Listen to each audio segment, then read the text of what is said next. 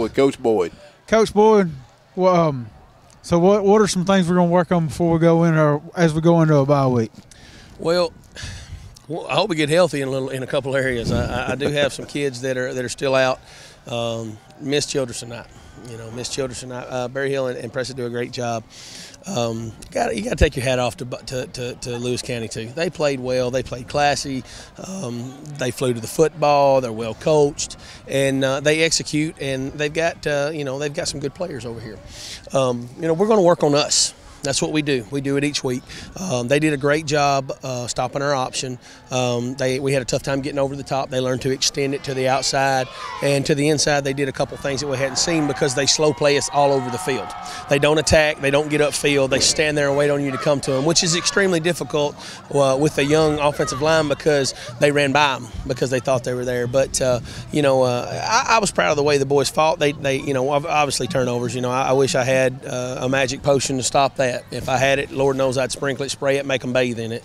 But I don't have it right now, and it's not. It has to fall to me. It's not their fault at all. But sometimes it's just what happens in a football game. I watch guys on Sunday that make a lot more money than I do running the football and dropping it. So no one's exempt from that. No one's perfect, and I don't like it. You know that. My kids don't like it, and it drives them nuts because we work on that fundamentals, and we work on the points of pressure, and we work on the hand to the outside. But sometimes they just put their hand where it needs to be. Sometimes they just drop the football. Sometimes, you're playing with a quarterback that's a little inexperienced, and he's trying to do too much because he wants to win so bad. And he's no different than. And he's a fighter too. I've noticed. Hey, look, I've got 54 fighters, and I believe, and I've always believed this, that they will mimic whatever attitude that I portray. And I'm a fighter. I'm going to fight. That's what I do, and I hate losing. And the difference between most people and a competitor, okay, everybody loves to win. You know that. Right. But I hate to lose worse than I love to win. and I know that may sound strange to some people, but I really, honestly, I hate to lose more than I love to win. And I love to win. I love it. But I hate to lose. And that's the competitor in me. Right. So, I'm going to coach hard until the last whistle. I'm going to coach hard. I'm going to do the things I do on the sidelines for my boys. I'm going to stick up for them. I'm going to fight. We're going to get after every aspect of the ball game that we can because I am who I am. You know that. Yes. You've known me a long time, and I am who I am. And my kids play behind me because of the way that I am.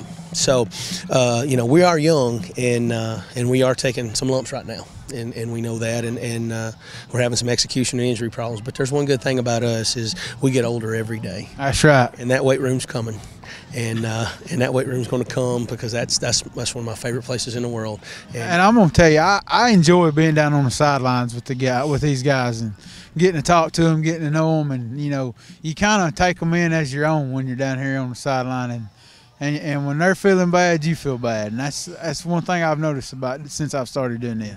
Well, I try to stay as even keel as I can because, I look at it this way, and I've said this many times, I'm not the most influential person in their life. It's their parents. Mm-hmm. I promise you, even if they're, whatever reason it is. But they look to me in any situation to see how I respond.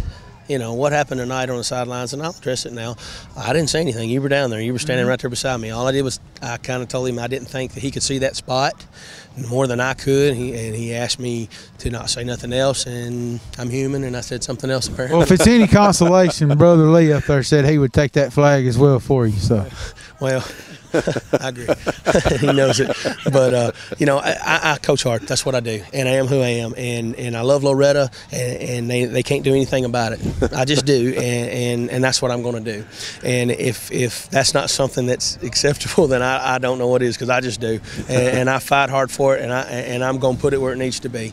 And I'm going to keep doing that as long as I'm alive, because that man that came up tonight was the hero. He was the greatest thing in the stadium. I ain't met him yet, but I'm going to tell you something. If you still have a love for Loretta after you played 70 years before that, that's what it's like to be a Mustang. That's loyalty. Well, that's what it's like to be a Mustang, because that's the true definition of Mustang. Right there. Well, Coach Boyd, we appreciate it. Get healthy. Have a good week off, and we'll see you at Scotts Hill. Thank you so much. That's a big friend on the sideline with our own coach, Lee Boyd, here on Mustangs Live.